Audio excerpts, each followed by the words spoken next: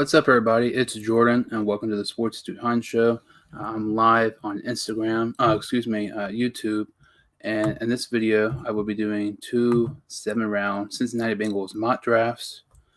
And obviously today is the Super Bowl. It'll kick off just in a couple of hours, and I was originally going to do two ones where we go each pick by pick, picking it, live, but due to time, I went ahead and I did these mock drafts. So there's two of them, so it's a lot to talk about. So we will go ahead and get started here. So with our first pick in the first round, the fifth pick overall, I had us taking tight end Kyle Pitts. Pitts is one of my favorite prospects in the draft. He's probably my second favorite in the draft, maybe first. It's between him or Kadarius Toney. But the thing about Pitts is that he is so talented. I mean, he can catch just about anything. He also has a catch. He's pretty good as well. He's great all around. And I know some people may say, Penei Sewell, he's really good too. Obviously he is. And I know lots of people may say that Penei Sewell is a generational tackle and offensive lineman. The same thing could be said and should be said for Kyle Pitts. When I see Kyle Pitts, he reminds me a lot of Travis Kelce and George Kittle, different people like that, Darren Waller for the Raiders. And to me, I just think Pitts, to me, I think he would be I think he would help this offense more than Penei Sewell, especially there's been kind of like rumblings about the possibility of us getting Joe Thuney in free agency. So it's going to be really interesting to see the fifth pick. I mean, if Jamar Chase was not available here, if Chase was available, I maybe would have went with him. But Kyle Pitts is one of my top three favorite prospects, so that's why I went with him. So we'll see here. With our second round pick, I went Tevin Jenkins, the offensive tackle from Oklahoma State. I'd be really surprised if Jenkins was still available here, but if he was, I would be ecstatic that we were able to get him. He's one of the best tackles in the draft. I wouldn't be surprised if he's drafted around the 25, 26 range, the Jaguars, maybe a team like that. But Jenkins is a really nice pick here. I think it's a great value pick. If the team need, it's more than likely going to be best player available. So, I mean, really help the offensive line. I know we didn't go offensive line round one, so we go offensive line round two. So Jenkins in round two. In the third round, I'm really surprised he was available. Eric Stokes, the corner from Georgia. And I played pretty well against Georgia. Played pretty well against Florida when Georgia and Florida played earlier in the season. Played pretty well, against Trevon Grimes, Kadarius Toney, those, really good receivers. He's regarded. I've seen some mock drafts have him in the first round. So for us to get him in the third round, that's really, really good. And especially, I think we should need to target corners earlier in the draft because it's not a guarantee that we re-sign William Jackson. And let's say if we would sign Joe Thuney, that's that money that we were going to sign Lawson and Jackson. One of those players more likely aren't going to be re-signed. So if we were to sign Joe Thuney, it would either be Carl Lawson or William Jackson that we don't re-sign. And to me, I think it's more likely we re-sign Lawson than Jackson. So I think getting a corner in the second or third round is kind of a must-need situation. And if we were not to re-sign Mackenzie Alexander or William Jackson, depending what happens in the first few picks, I wouldn't totally be against if we traded back and got Patrick Surtain or Farley, something like that, to get the top corner. But as we go on to round number 4, I was getting Houston wide receiver Marquez Stevenson. He's really, really fast. His speed is absolutely ridiculous. The yards after the catch, he's outstanding. He reminds me a little bit, Jalen Darden. I know people who have seen my mock drafts know I'm really, really high on Jalen Darden. But he had a really nice Senior Bowl practice and game. And wide receiver, John Ross, he isn't going to be re-signed. And A.J. Green is not going to be re-signed either. So I think Marquez Stevenson here in the 4th round would be pretty good. I would be really happy with that. but him, I mean, there's a lot. This is one of the best wide receiver classes in a while. I mean, you can make a case this wide receiver class is better than last year's. That's how good it is. So Stevenson here, I'd be happy with him in the 4th round. In the 5th round, Pittsburgh defensive tackle Jalen Twelman. I think I pronounced that wrong, but I've watched him. He reminds me a little bit of Geno Atkins. He's just really, he's not huge, but he's really good. I mean, even it reminds me a little bit of Aaron Donald a little bit. Also played at Pittsburgh as well. He just recently won Defensive Player of the Year. But Twelman, to me, I wouldn't mind him in the 5th if he's still available. Also, somebody else I wouldn't mind is Marvin Wilson, the defensive tackle from Florida State. I think defensive tackle in the 4th round, something 4th or 5th. I think we should need to target somebody like that in the 4th or 5th round because we really don't have a good defensive tackle outside of DJ Reader, and he's coming off a season-ending injury. So I think this would be a pretty good pick here in the 5th round. With my 6th round pick, we go edge and Ellerson Smith from Northern Iowa. He had over 10 sacks the last year he played. He's really explosive. I know some people may say, he's played at a very small school. That is true, but just at the top of my head, Northern Iowa's had some really good players that come out. They had David Johnson. They had Mike Fury, who used to play for the Lions. He led the NFL in receptions one year. Also, Northern Iowa had, I believe, Kurt Warner. So I know Ellerson Smith, his production is absolutely insane. You watch the games, he's really good. I know he might have that knock, that he's, played a really small school. But like I said, I think, competition, it does have a little part to do with it, but at the same time, look at Trey Lance. I mean, he's playing at North Dakota State. He could be a top 10 pick. So I would really like Ellerson Smith here in the 6th. I think he's a really nice sleeper in the draft. And if he was there, I would really like for us to get him.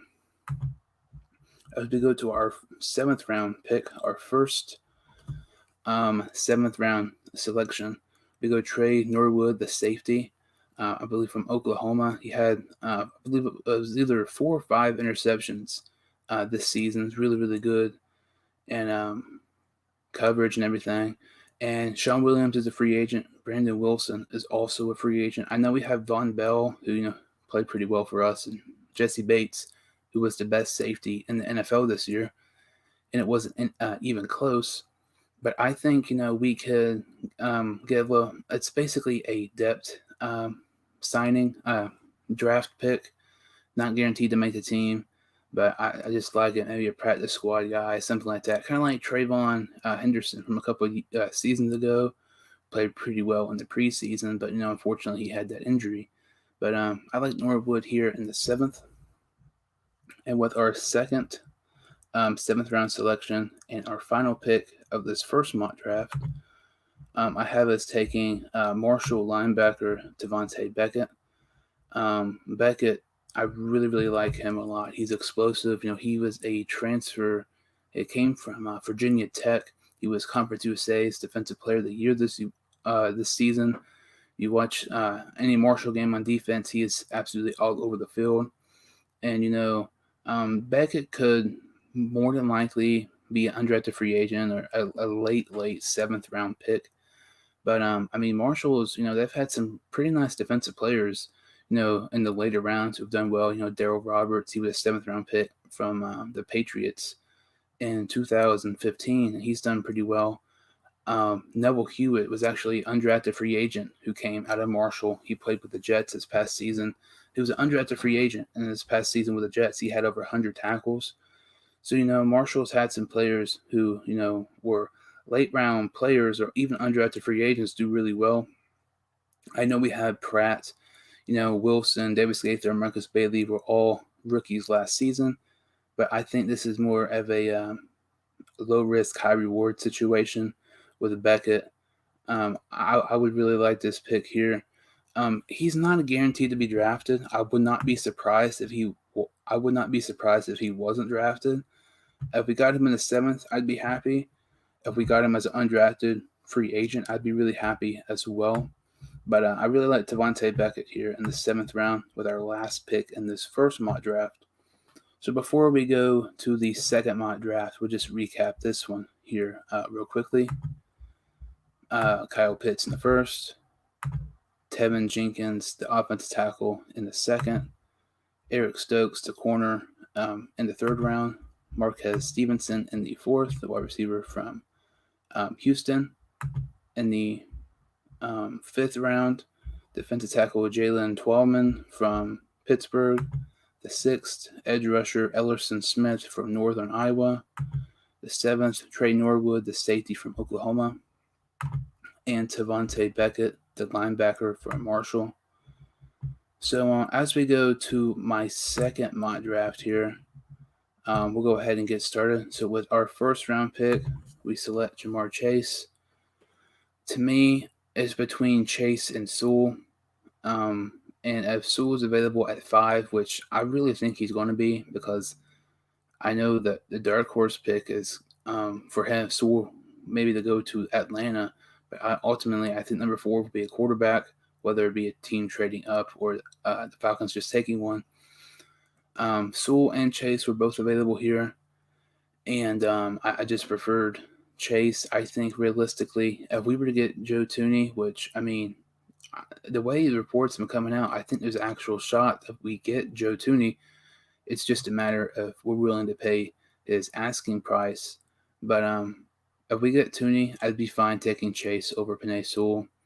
I think Burrow will have a lot to say in who we take at number 5, especially if Ja'Marr Chase is available. I know we need offensive line, but if we get Thuney, that'll be a significant upgrade. But Ja'Marr Chase, pairing him back with Joe Burrow, you have Chase, Higgins, Boyd, Mixon, and Burrow. That's pretty much unstoppable. But really like Chase. I'd be happy with him. My first mock I had Kyle Pitts. I'd also be happy with Pitts. I prefer Pitts over Chase. I like Pitts more than Devontae Smith too. But I'd be happy with the 1st round selection. We go with Ja'Marr Chase. So in the 2nd round here, we're going to go corner. And this is the scenario if William Jackson does not get re-signed and Mackenzie Alexander does not get re-signed. Asante Samuel Jr., the corner from Florida State. Obviously, his dad played in the NFL, was really good. He's played really good with the Seminoles this season, one of the top corners in the draft. I would like this pick. I wouldn't be against Campbell as well as from Georgia. If he was available here in the 2nd round, I'd be happy with either one of those guys. If it was a situation where Jackson was not re-signed, but if Jackson's re-signed, I don't want to stick in corner in the first couple of rounds. But Asante Samuel Jr. here in the 2nd round. The 3rd round, this is probably my favorite pick of this mock draft. Patrick Jones, the edge rusher from Pittsburgh. You watch his film and his games, he's absolutely all over the field. It seems like every other play, he has a sack against the quarterback. Patrick Jones, to me, I've not really done position rankings yet, but I do have him higher than Gregory Rousseau, and he's about the same to me with Kwity Paye. I probably actually have Patrick Jones a little bit higher than Kwity Paye from Michigan. But Patrick Jones, I mean, I think he has the potential to be like our next Dunlap guy who's here for like nearly a decade, have 5 or 6 sacks a season. I think this would be a tremendous pick here in the 3rd round. And even if we re-sign Carl Lawson, I would still be really, really happy with this because aside from Carl Lawson, who's a free agent, I mean, I know we have Sam Hubbard, but a year from now, he's a free agent. We have no good edge rushers. Patrick Jones, regardless if Carl Lawson signs or not, I think would be an absolutely tremendous pick here in the 3rd round. So by this time, I mean, we're in the 4th round and we still have yet to take an offensive lineman.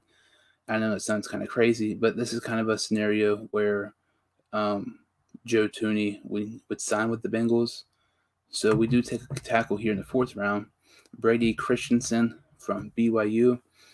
Christensen was ranked in the top 25 best rated players according to Pro Football Focus this season.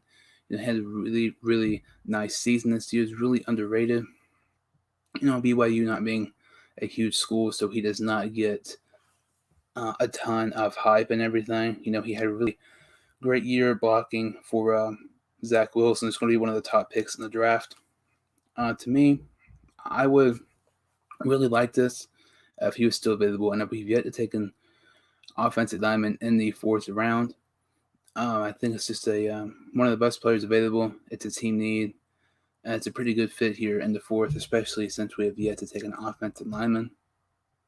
So as we go to the 5th round, I have us taking defensive tackle Marvin Wilson from Florida State. I mean, him or Tallman from Pittsburgh, to me, in the 5th, if either one of those guys are available, I think we should pick one of those guys up. Because aside from DJ Reader, we don't have a good defensive tackle at all. Marvin Wilson has a decent amount of potential. I think this would be a really good pick here.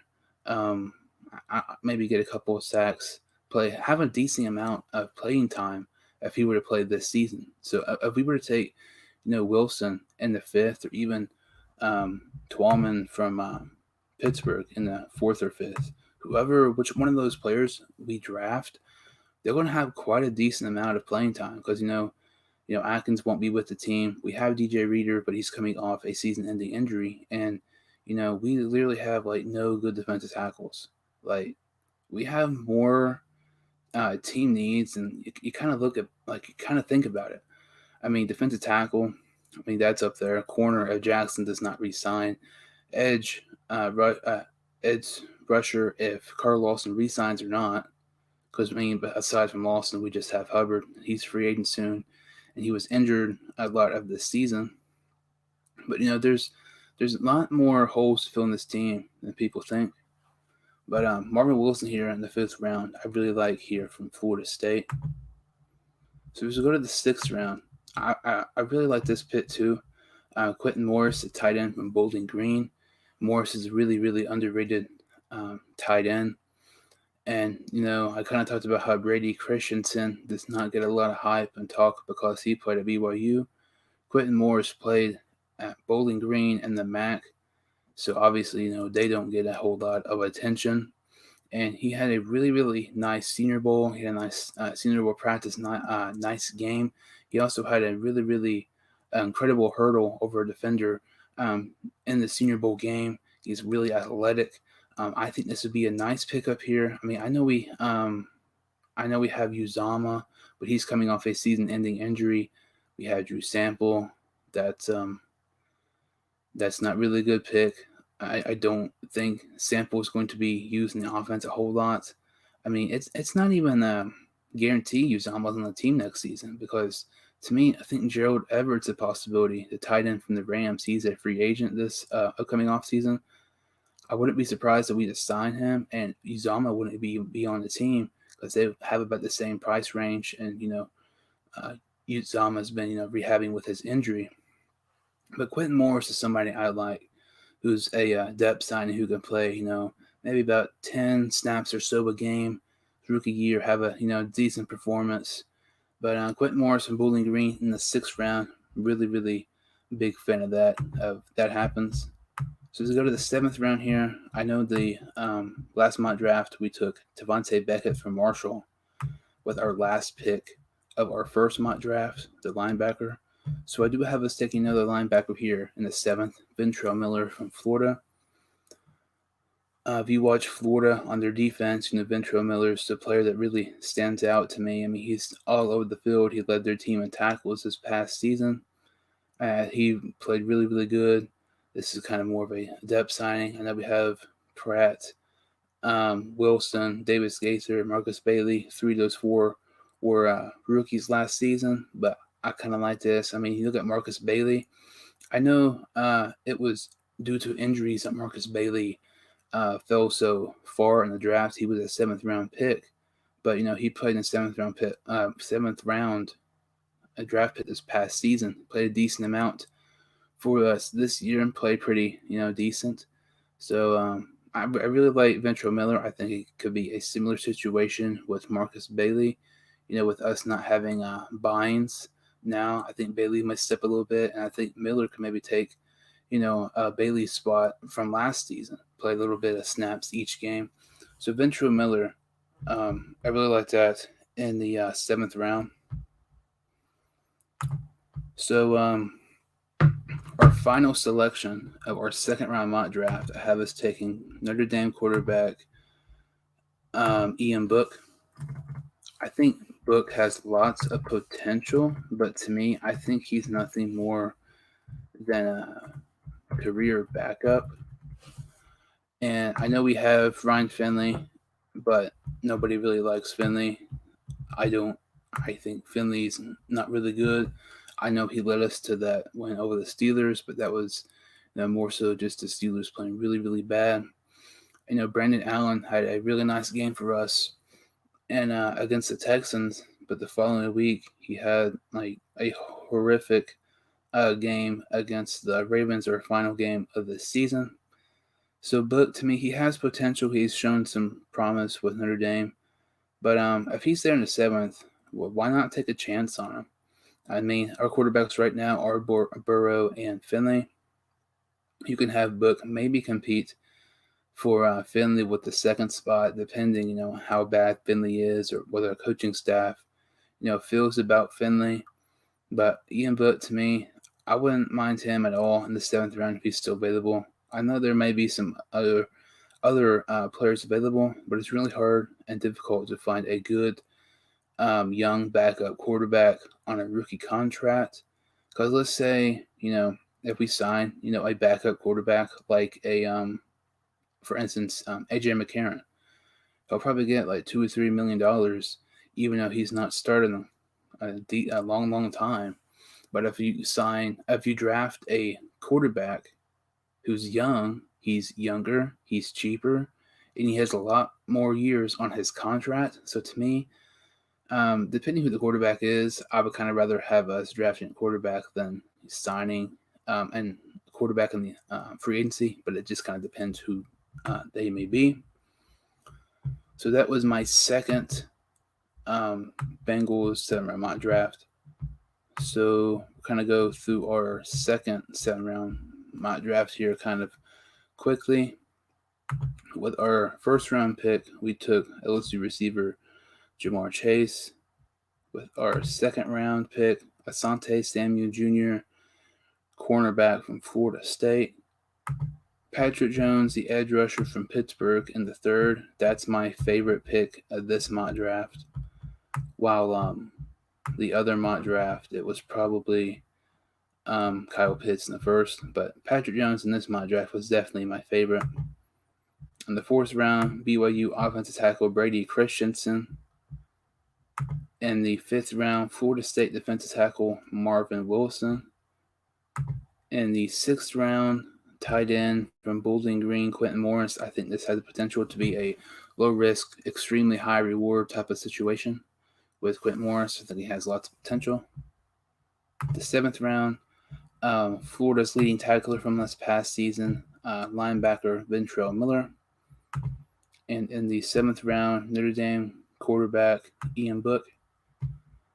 So kind of about does it. Super Bowl just in a couple of hours. But kind of doing the weekly Sunday Bengals 7-round mock draft. So I've been doing some mock drafts of every single team. I just got done with the Texans. So next would be the Falcons. And then I'm doing another Bengals mock draft, but that will be a little bit different, coming out probably Tuesday or Wednesday. So make sure to check that out. Thank you all so much for listening.